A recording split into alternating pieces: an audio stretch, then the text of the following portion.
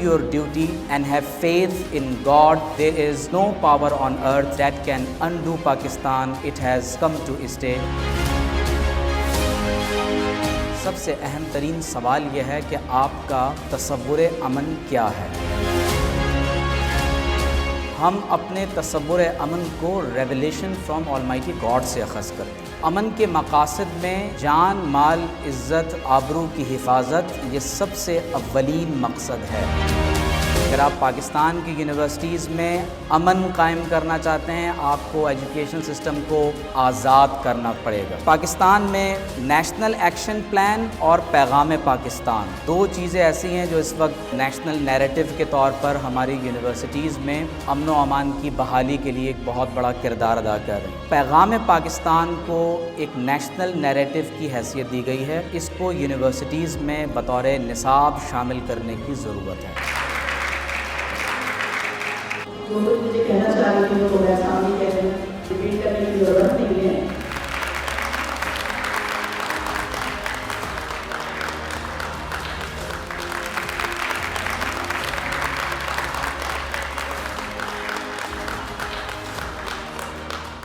ایک بہت ہی اہم ترین عنوان پر ہم آج بات کر رہے ہیں، اور میں آپ تمام اسٹوڈنٹس کی اور اساتذہ کی توجہ اس لیے چاہوں گا کہ میں کچھ اس عنوان پر ایسی نئی باتوں کا اضافہ آپ کے لیے کرنا چاہوں گا کہ جن کو سننے کے ساتھ مجھے امید ہے کہ ہم پاکستان میں یونیورسٹیز میں امن اور ایک باہمی ہم آہنگی کی فضا کو بحال کرنے میں ہم کامیاب ہو سکیں گے۔ میرے لیے بہت خوشی کی بات ہے کہ جامعہ کراچی کی وائس چانسلر ہمارے لیے بہت محترم پروفیسر ڈاکٹر ناصرہ خاتون بھی یہاں پر اس پروگرام میں تشریف فرما ہے۔ جب آپ پیس اور امن کے حوالے سے بات کرتے ہیں تو اس پوری بحث میں شامل ہونے سے قبل سب سے اہم ترین سوال یہ ہے کہ آپ کا تصور امن کیا ہے، اور بنیادی طور پر آپ کس مقام سے امن کے لیے انسپریشن کو اخذ کرتے ہیں۔ بحیثیت ایک مسلمان اور بحیثیت ایک پاکستانی شہری، ہم اپنے تصور امن کو ریویلیشن فرام آلمائٹی گاڈ سے اخذ کرتے ہیں، اور ہم اپنے امن کے تصور کو وحی الہی کے ساتھ باہمی مشاورت اور عدل کے نظام کے ساتھ مشروط کرتے ہیں۔ پھر ایک بڑی امپورٹنٹ بات یہ ہے کہ مقاصد امن کیا ہیں۔ امن کے مقاصد میں جان، مال، عزت، آبرو کی حفاظت یہ سب سے اولین مقصد ہے۔ میری رائے یہ ہے کہ پاکستان کی اس وقت جامعات میں جو موجودہ صورتحال ہے اس کا درست تجزیہ کرنا ضروری ہے۔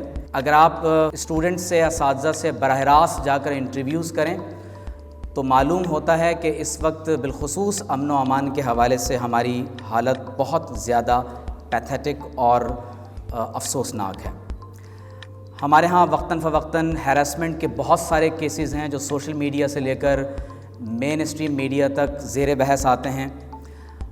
بہت ہی قریب کے زمانے میں صفورہ گوٹ کا واقعہ ہوا، آپ دیکھیے کس طرح سے اس کے لنکس یونیورسٹی سے جا کر ملے۔ ہمیں آزادانہ نظام تعلیم کی ضرورت ہے۔ اگر آپ پاکستان کی یونیورسٹیز میں امن قائم کرنا چاہتے ہیں، آپ کو ایجوکیشن سسٹم کو آزاد کرنا پڑے گا۔ اگر ہمارا نظام تعلیم آزاد نہیں ہوگا، چاہے وہ انٹرنل یا ایکسٹرنل انفلوئنس کے تحت ہے، تو ہم کسی بھی طور پر یونیورسٹیز میں امن قائم نہیں کر سکتے۔ یونیورسٹیز کا مقصد تدریس اور تحقیق ہے۔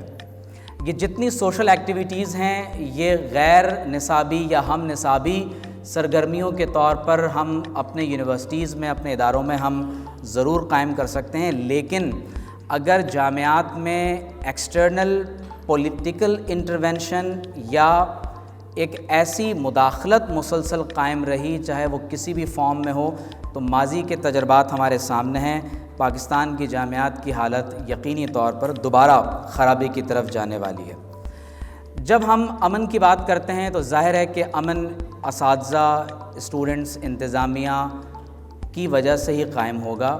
انسانی وجود کی 5 ڈائمنشنز ایسی ہیں، جب تک آپ اس کی تربیت نہیں کریں گے آپ امن و امان کے قیام کی طرف نہیں جا سکتے۔ اس انسانی وجود کی ایک اسپریچول ڈائمنشن ہے، ایک ایتھیکل ڈائمنشن ہے، ایک انٹلیکچول ڈائمنشن ہے، آپ کے اس وجود کی ایک ایستھیٹیکل ڈائمنشن کے ساتھ ساتھ خصوصی طور پر آپ کی فزیکل ڈائمنشن ہے۔ جب آپ اپنے ان زندگی کے تمام تر پہلوؤں کی تربیت کرتے ہیں تو پھر جا کر ایک ایسا خوبصورت انسان وجود میں آتا ہے جو صرف اپنے لیے نہیں بلکہ معاشرے کے لیے بھی ایک پرامن شہری ثابت ہوتا ہے۔ اب آپ یہ دیکھیے کہ پاکستان میں نیشنل ایکشن پلان اور پیغام پاکستان، یہ دو چیزیں ایسی ہیں جو اس وقت ایک نیشنل نیریٹو کے طور پر ہماری یونیورسٹیز میں امن و امان کی بحالی کے لیے ایک بہت بڑا کردار ادا کر رہی ہیں۔ میں یہ سمجھتا ہوں کہ وائس چانسلر بھی یہاں ہیں، مختلف یونیورسٹیز کے پروفیسرز مجھے اس وقت نظر آ رہے ہیں، اگر ممکن ہو سکے، اور یقیناً پیغام پاکستان اس وقت نیشنل اسمبلی میں بھی زیر بحث ہے، امید یہی ہے کہ اسے پاکستان کی کانسٹیٹیوشن کا پارٹ بنا دیا جائے گا۔ پیغام پاکستان کو ایک نیشنل نیریٹو کی حیثیت دی گئی ہے، اس کو یونیورسٹیز میں بطور نصاب شامل کرنے کی ضرورت ہے تاکہ معلوم ہو سکے کہ کس طرح سے اساتذہ، اسٹوڈنٹس اور ایڈمنسٹریشن مل کر یونیورسٹیز کو پرامن بنا سکتی ہیں۔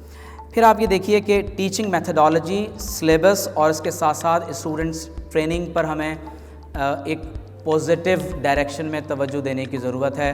عموماً ہماری زیادہ تر جو محنتیں ہیں وہ ایک دوسرے کے ساتھ ہی انگیجمنٹ کے اندر جو ہے وہ گزر جاتی ہیں۔